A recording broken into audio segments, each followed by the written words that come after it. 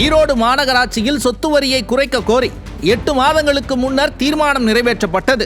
மக்கள் நலனில் சிறிதும் அக்கறை இல்லாத ஸ்டாலின் அரசு 8 மாதங்களாக அந்த தீர்மானத்தின்படி அரசாணை வெளியிடாமல் ஏமாற்றிக் கொண்டிருக்கிறது. இதன் பின்னணியில் அமைச்சர் முத்துச்சாமி இருப்பதாக குற்றச்சாட்டு எழுந்துள்ளது. ஈரோடு மாநகராட்சி பெயரளவிற்குத்தான் மாநகராட்சியாக இருக்கிறது.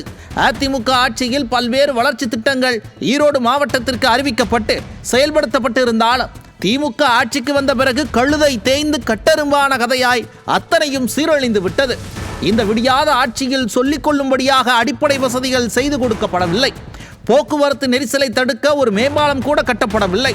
பாதாள சாக்கடை திட்டமும் ஊராட்சி கோட்டை கூட்டு குடிநீர் திட்டமும் முழுமையாக செயல்படுத்தப்படவில்லை.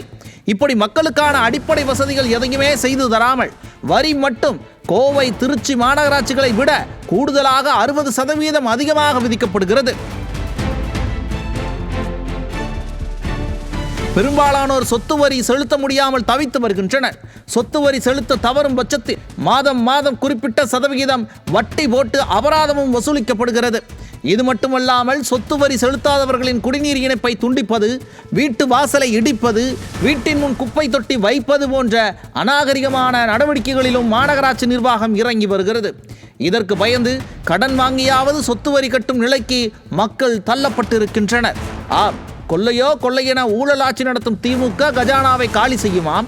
மக்கள் கடனை வாங்கியாவது வரி செலுத்தி கஜானாவை நிரப்ப வேண்டுமா? இதெல்லாம் ஒரு ஆட்சியா?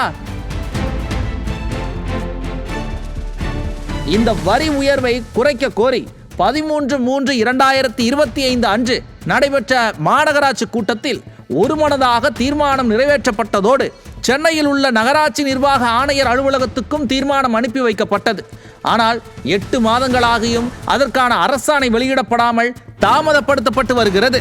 இது தொடர்பாக மாவட்ட அமைச்சர் முத்துச்சாமியிடமும் மேயர் நாகரத்னமிடமும் பல முறை மனு அளித்திருக்கிறார்கள் மக்கள். போராட்டமும் நடத்தப்பட்டது. ஆனால் எந்த பயனும் இல்லை.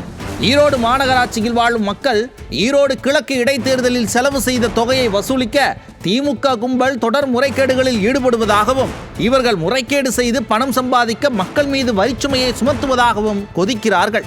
மாநகராட்சி மன்னராட்சியால் நாசமாகிவிட்டது என புலம்புகிறார்கள். இந்த ஆட்சியை விரட்டி இளையாட்சி மலர்ந்தால் மட்டுமே நிம்மதி என்கிறார்கள்.